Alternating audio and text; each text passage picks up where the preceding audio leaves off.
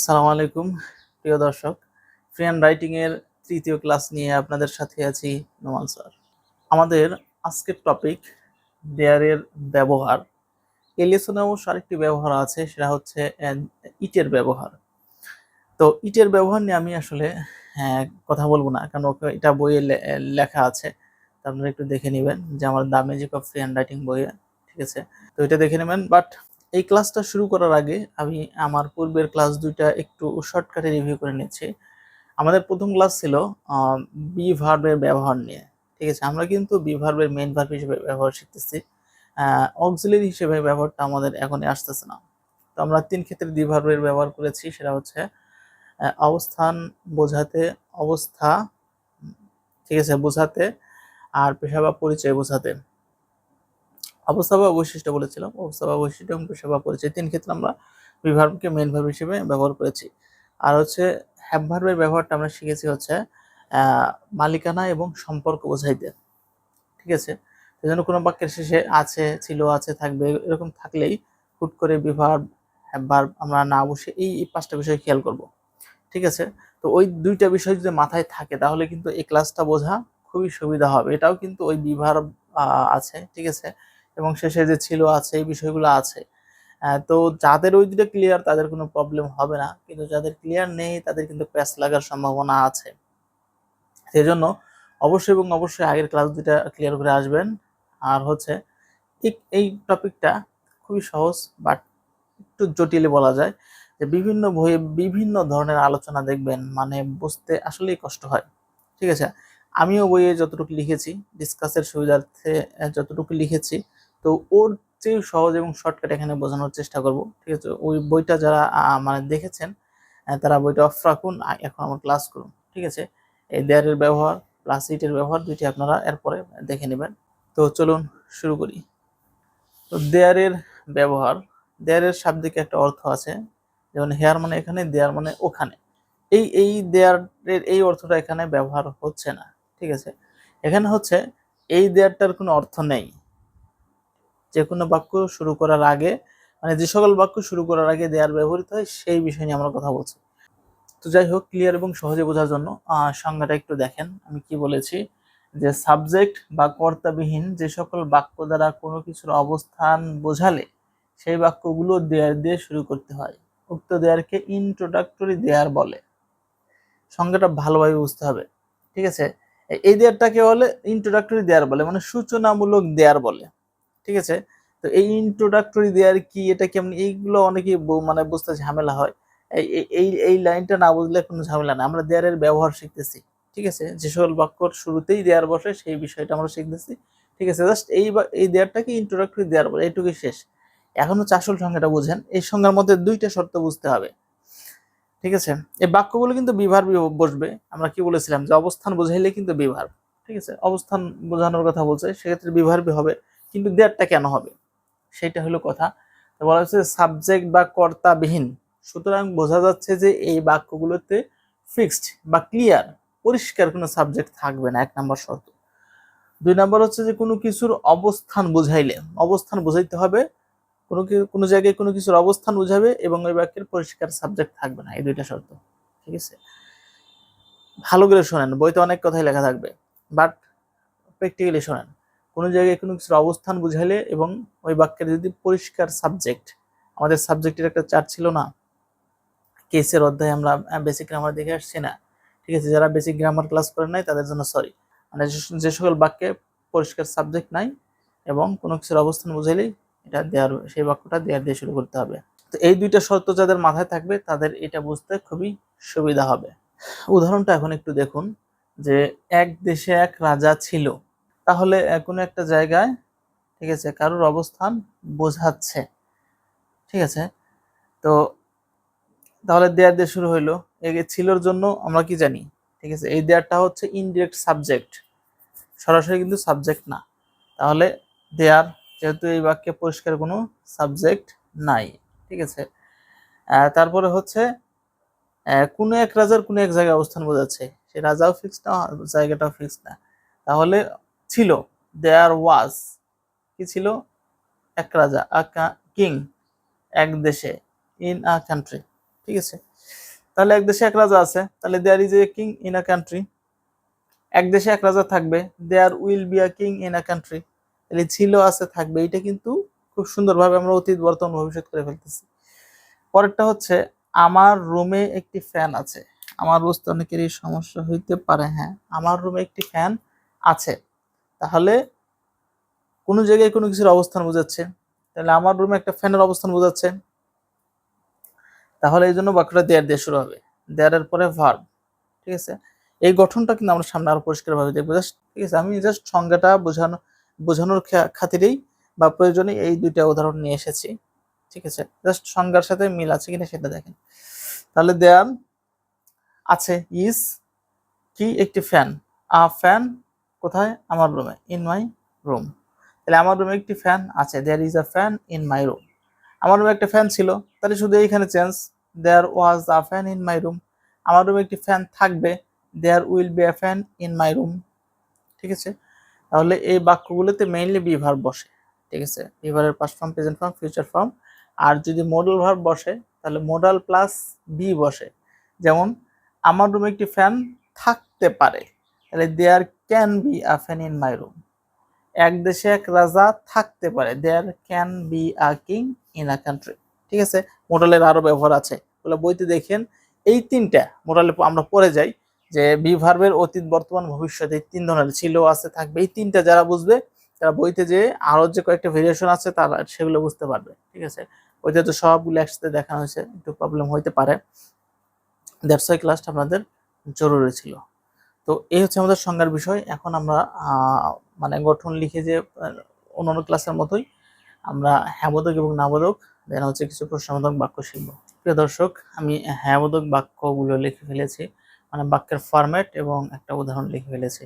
তো একটু দেখুন বোঝার জন্য যে, তো দেখুন শুরুতে দেয়ার, দেন হচ্ছে be verb, was were, is are, will be, অতীত বর্তমান ভবিষ্যৎ, দেন অতিরিক্ত অংশ। অতিরিক্ত অংশের মধ্যে শুরুতে হচ্ছে সেই জিনিসটা বা ইনডিরেক্ট সাবজেক্ট আমরা বলি অনেক সময়, যেটার ভিত্তিতে মানে এই ভার্বগুলো বসে, সেটা তারপরে বাকি অংশ বসে। ঠিক আছে, তো মূল গঠন কিন্তু আমরা আগেই বলছি, সাবজেক্ট প্লাস ভার্ব হচ্ছে একটা বাক্যের মেইন অংশ। তো এই হচ্ছে বিষয়, একটু এক্সারসাইজ করলে এই বিষয়টা ক্লিয়ার হয়ে যাবে।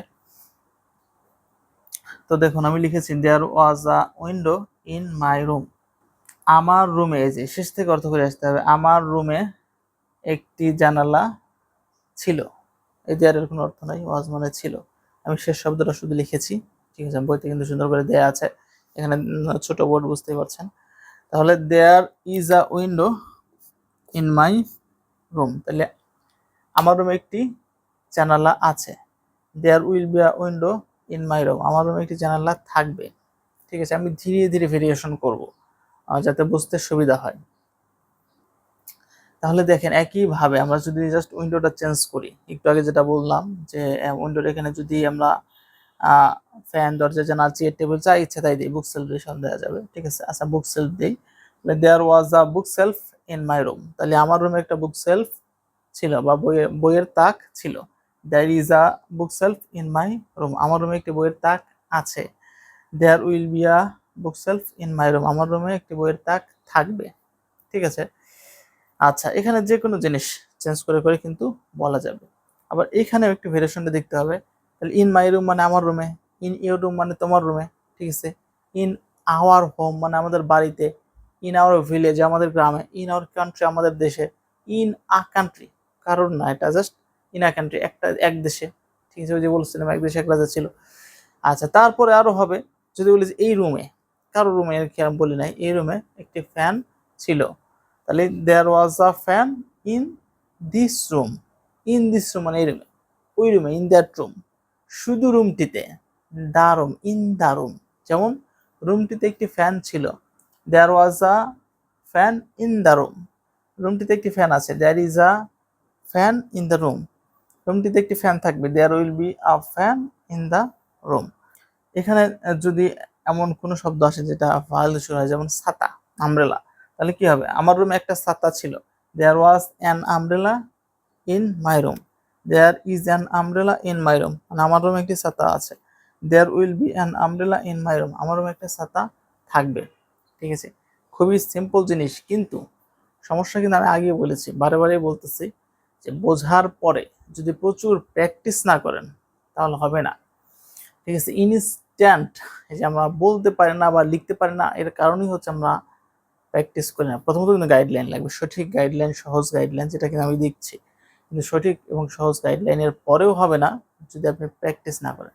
তাহলে আপনাকে প্রচুর বাক্য, এই বাক্যগুলো লিখে লিখে প্র্যাকটিস করতে হবে, বাংলা ইংরেজি লিখতে হবে, নাহলে হবে না। ঠিক আছে, বুঝেই শেষ। ঠিক আছে, যারা অতি মাতবর এই ক্লাসটা একটু দেখেই শেষ করে দেবে তাদের কিন্তু হবে না। বুঝবেন কিন্তু ইনস্ট্যান্ট মাথায় আসবে না, চিন্তা করতে করতে 10-15 মিনিটের একটা ফ্রেন্ডের লেখা আপনি চিন্তা করতেই থাকেন আধা ঘন্টা। ঠিক আছে, তাহলে আর হবে না। এই ফর্মেটে কিন্তু হাজার হাজার বাক্য তৈরি করা সম্ভব। ঠিক আছে, দেখেন আমি আরো বলি যে আমাদের বাড়িতে একটি টিউবওয়েল ছিল। দেয়ার ওয়াজ আ টিউবওয়েল, ঠিক আছে, ইন আওয়ার হোম। আমাদের বাড়িতে একটি টিউবওয়েল আছে। There is a tube well in our home. আমাদের বাড়িতে একটি টিউবওয়েল থাকবে। There will be a tube well in our home. ঠিক আছে, তাহলে আমাদের বাড়িতে টিভি, ফ্রিজ যা ইচ্ছা তাই। ঠিক আছে, আমাদের বাড়িতে একটা গরু ছিল, আগে ছিল, এখন নাই মনে করেন। There was a cow in our home. There is a cow in our home. There will be a cow in our home. Bangla ইংরেজি মাথায় একদম সুন্দরভাবে থাকতে হবে। আচ্ছা, তারপরে যদি বলি আমার পকেটে একটা কলম ছিল, তাহলে there was a pen in my pocket. আবার একইভাবে বর্তমান ভবিষ্যৎ যদি বলি, there is a pen in my pocket, there will be a pen in my pocket. আপনাকে অতীত, বর্তমান, ভবিষ্যৎ কম্পেয়ার করে করে একটা বাক্য করলেই তিনটাই করার চেষ্টা করবেন। ঠিক আছে, খুবই গুরুত্বপূর্ণ এটা। ঠিক আছে, তাহলে যে কোনো জায়গায়, ঠিক আছে, তাহলে মাঠের মধ্যে একটা গরু ছিল বা ছাগল ছিল বা কুকুর ছিল। আচ্ছা, কুকুর ছিল বলি, যে মাঠে একটা কুকুর ছিল বা মাঠের মধ্যে একটা কুকুর ছিল, কি কথা? তাহলে there was a dog in the field. There is a dog in the field. There will be a dog in the field. ঠিক আছে, আমাদের গ্রামে একটি মাঠ ছিল। তাহলে there was a field in our village. আমাদের গ্রামে একটা মাঠ আছে। There is a field in our village. আমাদের গ্রামে একটি মাঠ থাকবে। There will be a field in our village. ঠিক আছে, আচ্ছা, আমাদের স্কুলে একটা ক্যান্টিন ছিল। ঠিক আছে, there was a canteen in our school. There is a canteen in our school. There will be a canteen in our school. আচ্ছা, তারপরে আমাদের জেলায় সাপোজ একটা কি ছিল, জেলায় ফেমাস বিখ্যাত জায়গা ছিল, এখন মনে করেন নাই। দেয়ার ওয়াজ আ ফেমাস প্লেস, বিখ্যাত জায়গা, famous place in our district. আমাদের গ্রামে একটি বিখ্যাত জায়গা আছে। There is a famous district, sorry, there is a famous place in our district. আমাদের গ্রামে একটি বিখ্যাত জায়গা থাকবে। There will be a famous place in our district. আচ্ছা, এরকম যে আমাদের গ্রামে একটি মেডিকেল, সরি, আমাদের জেলায় একটি মেডিকেল কলেজ আছে। তাহলে there is a medical college in our district. ঠিক আছে, আচ্ছা, আমাদের জেলায় একটি ভার্সিটি আছে। দেয়ার ইজ আ ভার্সিটি বা ইউনিভার্সিটি দেন, যাই হোক, ইউনিভার্সিটি দিলাম। There is a varsity in our district, বলা যাচ্ছে না। আচ্ছা, আমাদের দেশে দেশের মধ্যে এমন কিছু যেটা এরকম ঐতিহাসিক জায়গা যদি বলি, তাহলে হিস্ট্রিক্যাল প্লেস। তাহলে আমাদের দেশে একটা ঐতিহাসিক জায়গা ছিল। There was a historical place in our country. There is a historical place in our country. There will be a historical place in our country.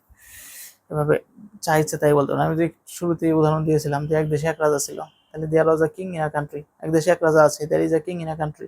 এই যে গল্পের শুরুতে ছোট ছোট গল্প, আগের যুগের গল্পগুলো এভাবে শুরু হয় না?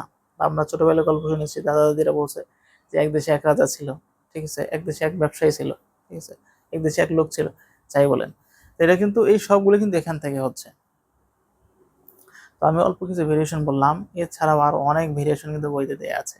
ঠিক আছে, যারা এতটুকু বুঝতে পারছেন তারা বাকি ভেরিয়েশন গুলো খুব সহজেই বুঝতে পারবেন। ঠিক আছে, আমরা হ্যাবাদক বাক্যটা এখানে ক্লোজ করছি। সরি, মানে আমি আরেকটু ভেরিয়েশন দেখাই, যে এখানে হচ্ছে যে একাধিক জিনিসগুলা আমি ভুলে গেছিলাম। আমরা একটা একটা জিনিসগুলা দেখাচ্ছি। যেমন আমার রুমে 2টা জানালা ছিল বা এখন 2টা জানালা আছে, তাহলে কি হবে? তাহলে আগে ছিল দিয়ে বলি, দেয়ার ওয়ার 2 উইন্ডোজ। ঠিক আছে, ইন মাই রুম, আমার রুমে 2টা জানালা ছিল। তাহলে দেয়ার ওয়াজ না হয় কিন্তু ওয়ার হয়ে যাবে। There were 2 windows in my room, there are হবে কিন্তু there are 2 windows in my room, আমার রুমে 2টা জানালা আছে। There will be 2 windows in my room, আমার রুমে 2টা জানালা থাকবে। ভেরিয়েশন প্রচুর আছে, মনে করতেছেন না সিম্পল একটা জিনিস, অনেক ভেরিয়েশন আছে। এটা কিন্তু পরিবর্তন নাই এখানে, একাধিক হলে তার ইয়ে থাকতেছে না, ইয়ে আন থাকতেছে না, তখন তাহলে there will be 2 windows in my room. এভাবে 4টা 5টা সাম মানে কিছু, মেনি অনেক, যে কোনো সংখ্যায় আপনি কিন্তু এভাবে বলতে পারবেন।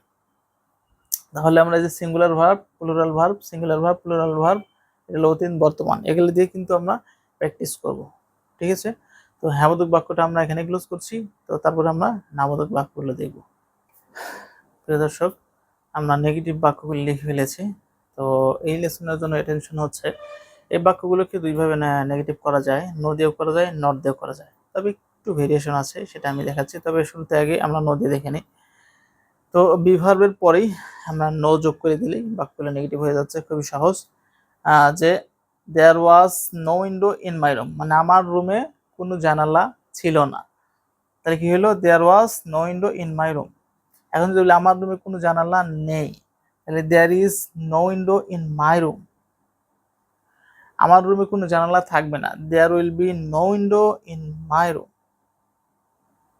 ঠিক আছে, আচ্ছা, মাঠে কোনো গরু ছিল না, there was no cow in the field, মাঠে কোনো গরু নেই, there is no cow in the field, মাঠে কোনো গরু থাকবে না, there will be no cow in the field.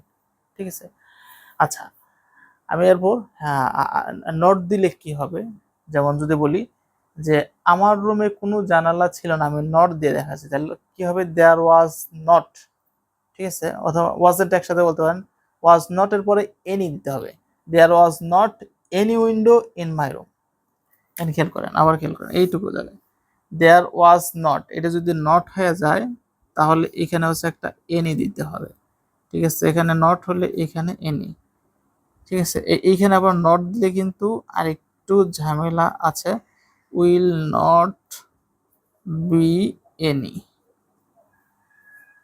Will not K won't, is not K isn't, was not K wasn't, এভাবে কিন্তু করতে পারবে। তো যাই হোক, দুইটাই কারেক্ট, আমি কিন্তু ভুল বলতেছি না, তবে খেয়াল করতে হবে ওয়াজ নট দিলে এখানে এনি দিতে হবে, আর নো দিলে এ এন এনি কিছুই আসবে না, সরাসরি নাউনটা আসে। ঠিক আছে, এই জিনিসটা খেয়াল করতে হবে। তো নেগেটিভ নিয়ে আমি বেশি সময় দিব না, কারণ হচ্ছে যে অ্যাফার্মেটিভ যদি আপনি ক্লিয়ার হয়ে থাকেন তাহলে নেগেটিভ ক্লিয়ার হবে। ঠিক আছে, তো ওইতে অনেক এক্সারসাইজ দেওয়া আছে, তো নেগেটিভটাও একটু দেখে নেবেন। তো আমি একটু প্রশ্ন উত্তরে চলে যাচ্ছি, জাস্ট কয়েকটা প্রশ্ন উত্তর। আমি আগে বলেছি প্রশ্ন উত্তর কিন্তু ফ্রি হ্যান্ড রাইটিংয়ে তেমন ভাইটাল রোল প্লে করে না, জাস্ট ডায়লগ লেখার ক্ষেত্রে প্রশ্ন উত্তরটা চলে আসে, বেসিক কিছু প্রশ্ন উত্তর, এছাড়া আর কোথাও লাগে না।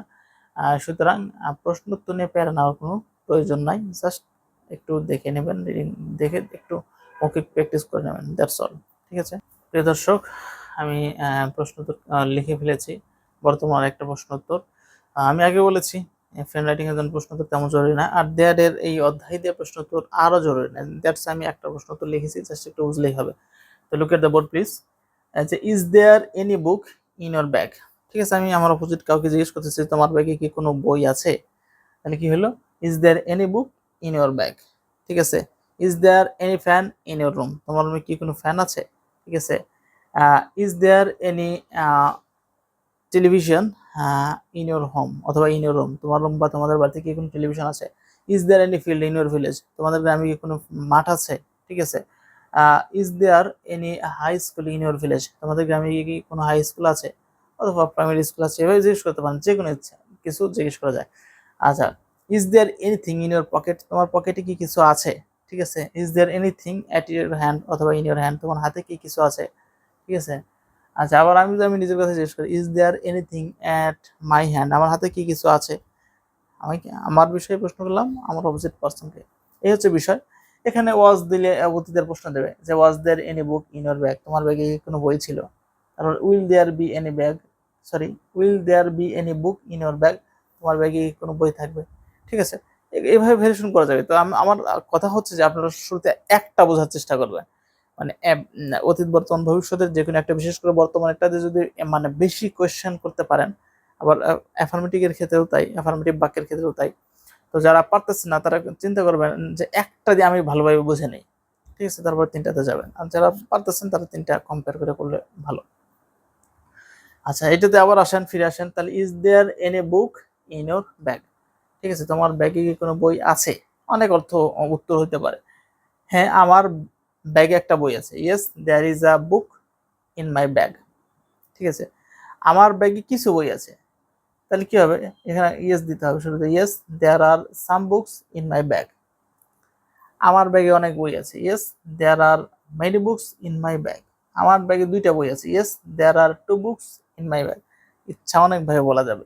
আমি একটা দিয়ে জিনিস দিয়ে বোঝাচ্ছি। এখন কেউ বলতে পারেন সহজ সহজ জিনিস দিয়ে ভাই, তো ফরম্যাট শিখাচ্ছি আপনাকে। ঠিক আছে, মাছ ধরা শিখাচ্ছি, একটা মাছ ধরে খাওয়াই দিচ্ছি না। ঠিক আছে, এগুলো বুঝতে হবে। এগুলো যারা বুঝতেছে না তাদেরই ঝামেলা। তো ঠিক আছে, নেগেটিভ অ্যান্সারটা হচ্ছে সরি বলা যায়, নো দিয়ে বলা যায়। There is no book in my bag. যা না, আমার ব্যাগে কোনো বই নাই। এটার ভেরিয়েশন এরকম। তো এইভাবে আরো ভেরিয়েশন করতে পারেন এবং বইতে কিছু উদাহরণ দেওয়া আছে, এগুলো দেখে আপনারা প্র্যাকটিস করে নেবেন। ঠিক আছে, দেয়ারের ব্যবহার আমি মনে করি এখানেই আপনাদের এটুকুই যথেষ্ট। আর হচ্ছে শুরুতেই বলেছিলাম যে ইটের ব্যবহারটা একটু দেখে নেবেন। ঠিক আছে, আর আগামী ক্লাসটা কিন্তু মোস্ট ইম্পর্টেন্ট একটা ক্লাস। মানে এই লেভেল 1-এর লেসন শেষ, এইগুলো ইউজ করে আমরা সরাসরি ফ্রেন্ডের লেখা শিখব। ঠিক আছে, তো ইনশাল্লাহ নেক্সট ক্লাসে দেখাবে। That's all for today, thank you.